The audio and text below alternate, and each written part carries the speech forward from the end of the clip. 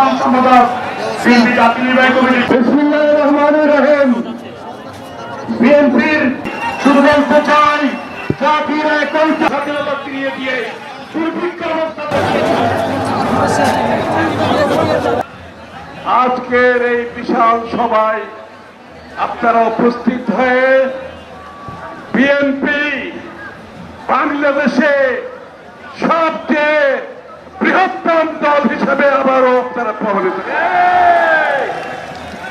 আমার মতে দক্ষিণ এশিয়াতে বিএনপি সবচেয়ে বৃহৎ দল আছে।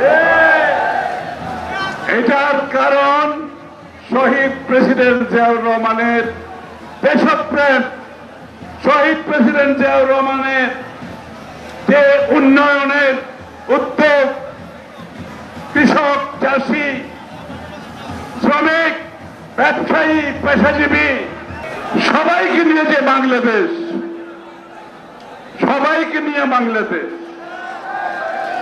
এর আগে বাংলাদেশ ছিল একটি গোষ্ঠীর হাতে। সবাইকে নিয়ে বাংলাদেশ, বাংলাদেশে জাতীয়তাবাদের চিন্তা চেতনায় জাতিকে ঐক্যবদ্ধ করে জাতীয়তাবাদী চিন্তা চেতনায়, ভাবনায়, উদ্যোগে নতুন বাংলাদেশ গড়ার যে প্রত্যয় নিয়েছিলেন, সেটা সফলভাবে পরবর্তীতে দেশনেত্রী বেগম খালেদা জিয়া, আপসহীন নেত্রী বেগম খালেদা জিয়া তার নেতৃত্বে বহুলাংশে বাস্তবায়িত করেছি আমরা। এখন জনাব তারেক রহমানের নেতৃত্বে ফ্যাসিস্ট মুক্ত বাংলাদেশে, স্বৈরাচার মুক্ত বাংলাদেশে আবার সেই নতুন বাংলাদেশের স্বপ্ন দেখাচ্ছে আমাদের নেতা জনাব তারেক রহমান। আপনারা দেখেছেন ইতিমধ্যে সমস্ত বাংলাদেশের মানুষ তারেক রহমানের প্রতিটি স্বপ্নের সাথে নিজেদেরকে দেখতে পাচ্ছে। স্বপ্নগুলো কি?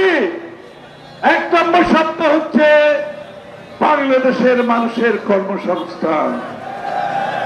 তারেক রহমান সাহেব বলেছেন, ক্ষমতায় দেশের মানুষ যদি আমাদেরকে সরকারের দায়িত্ব দেয়, প্রথম 18 মাসে 1 কোটি মানুষের চাকরির ব্যবস্থা করা হবে। চাকরি করবে, ব্যবসা করবে, দেশে কর্মসংস্থান, বাইরে কর্মসংস্থান, সবকিছুর পরিকল্পনা ইতিমধ্যে সমাপ্তি হয়েছে। বাংলাদেশের মানুষের প্রাথমিক চিকিৎসা, বিনা পয়সায় প্রাথমিক চিকিৎসার জন্য সব ধরনের কার্যক্রম শেষ হয়েছে। অর্থাৎ আগামীতে যখন বিএনপি যদি দায়িত্ব পায়, সাধারণ মানুষের প্রাথমিক চিকিৎসার জন্য পকেট থেকে কোনো পয়সা খরচ করতে হবে না।